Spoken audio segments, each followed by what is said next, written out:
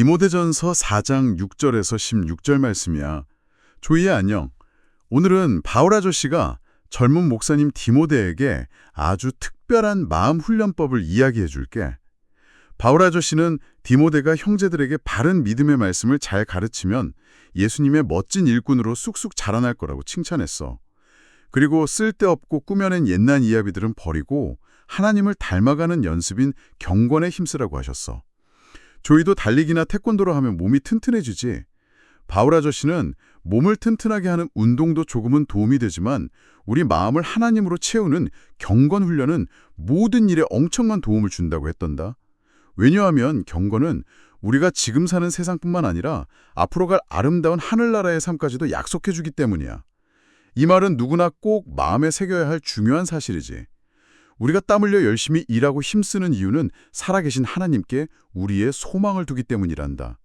하나님은 모든 사람, 특히 믿는 사람들을 구원하시는 구원자이시거든. 바울 아저씨는 디모데가 나이가 어리다고 해서 아무도 무시하지 못하게 아주 당당하게 가르치라고 응원했어. 그리고 말과 행동, 사랑과 믿음, 그리고 깨끗한 마음에서 믿는 사람들의 멋진 본보기가 되어주라고 부탁했지. 바울 아저씨가 갈 때까지 사람들에게 성경을 읽어주고 가르치는 일에 온 마음을 다하라고 하셨어. 또 옛날에 교회 어른들이 머리에 손을 얹고 기도해 주셨을 때 받은 아주 특별한 선물인 은사를 소홀히 대하지 말라고 하셨단다. 디모데가 마음을 쏟고 열심히 노력해서 쑥쑥 성장하는 예쁜 모습을 모든 사람이 볼 수 있게 말이야.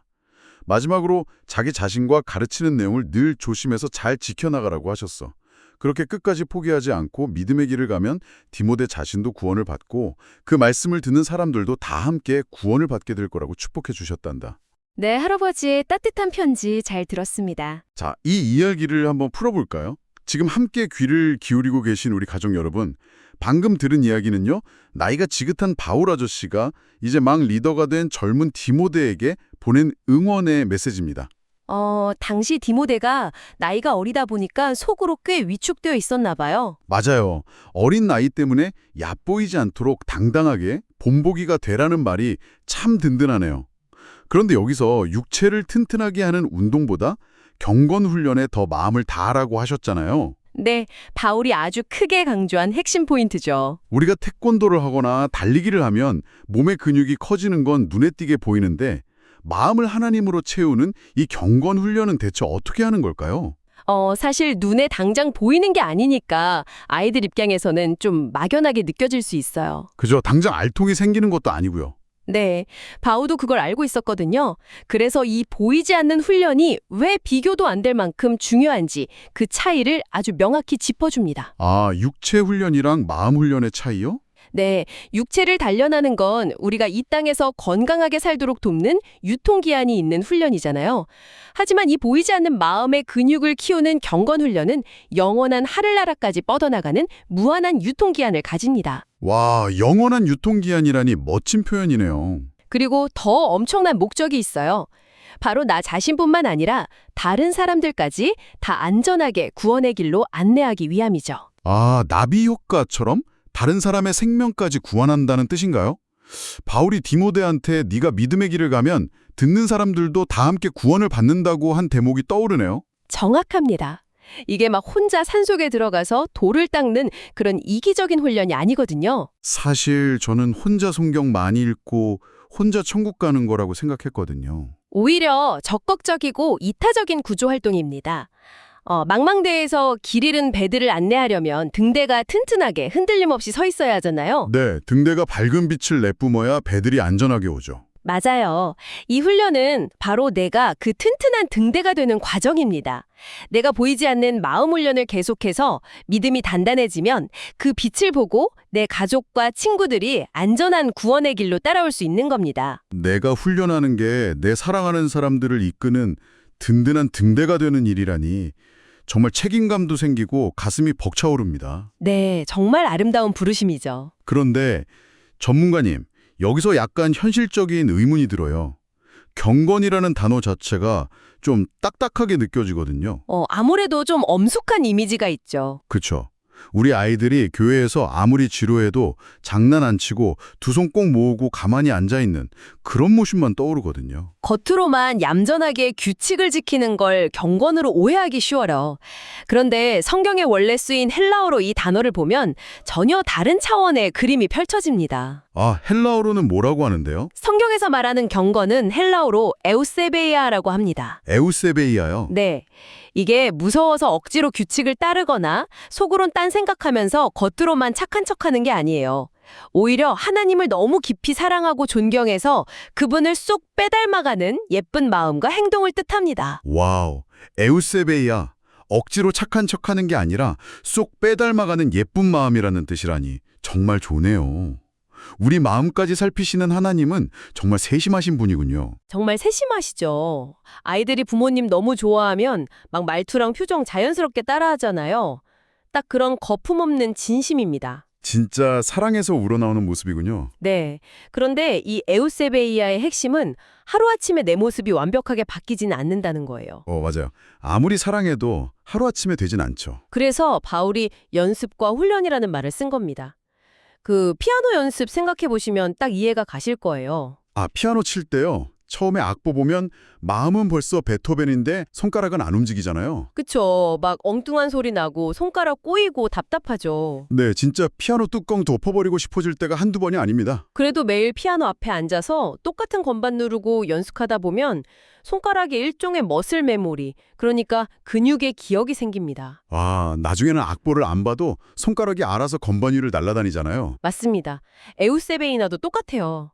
하나님이 주신 은사를 소홀히 하지 않고 매일 말씀과 기도로 연습하다 보면 이 영적인 근육의 기억이 내 몸에 생기는 겁니다. 영적 근육의 기억이라니 확 와닿네요. 그럼 이 경건 훈련을 세상에서 가장 완벽하게 해내신 최고의 본보기가 바로 우리 예수님이시겠네요. 네, 우리 예수님이 그 완벽한 모델이시죠.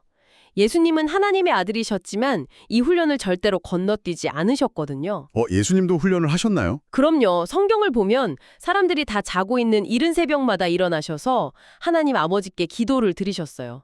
매일 영적인 튜닝을 하신 거죠.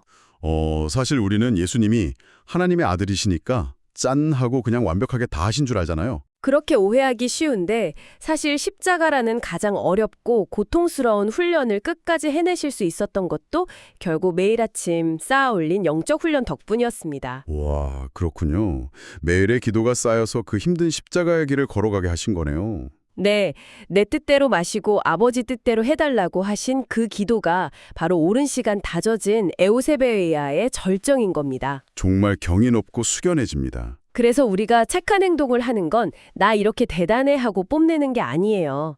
십자가를 지신 예수님의 뒷모습이 너무 아름다워서 기쁨으로 쫄래쫄래 따라가는 아름다운 발걸음인 거죠. 기쁨으로 쫄래쫄래 따라가는 발걸음. 상상만 해도 정말 가슴 따뜻해지는 그림입니다.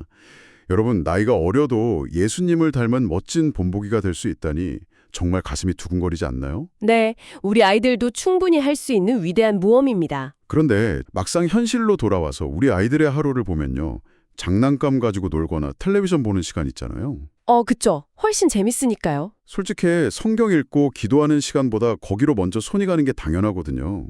어떻게 하면 이 훈련을 기쁨으로 시작할 수 있을까요? 레고나 스마트폰이 주는 즐거움을 다 끊으라는 게 아니고요. 우선순위를 바꾸겠다는 결단이 필요합니다. 하루 중에서 가장 소중한 시간, 특히 하루의 시작을 성경 읽고 기도하는 데 먼저 떼어넣는 거예요. 아, 텔레비전 보기 전에 가장 먼저 챙기라는 말씀이군요. 네, 이게 마치 매일 아침 머릿속에 예수님이 어떻게 사람들을 사랑하셨는지 그 영적인 설계도를 미리 다운로드해 두는 것과 같아요. 영적인 설계도요? 그거 아침에 미리 깔아두면 하루를 살면서 엄청 도움이 되겠네요. 정말 큰 도움이 되죠. 예를 들어서 내가 정성껏 만든 레고성을 동생이 갑자기 확 부수고 도망갔다고 쳐볼게요. 으악, 그건 진짜 얼굴 빨개지고 당장 주먹이 쥐어지는 상황인데요. 아무 훈련이 안 되어 있으면 당연히 소리 지르고 밀치겠죠. 자기가 어리다고 막 투정 부릴 거고요. 네, 그게 자연스러운 반응이죠. 하지만 아침에 예수님의 말씀을 마음에 채워둔 아이는 다릅니다. 화가 욱하고 나지만 그 찰나의 순간에 아침에 깔아둔 설계도, 그러니까 영적인 머슬 메모리가 작동하는 거예요. 아, 영적 근육이 움직이는 거군요. 그래서 주먹 쥐는 대신 크게 심호흡하고 소리 지르는 대신 예쁜 말과 깨끗한 행동으로 말하는 겁니다.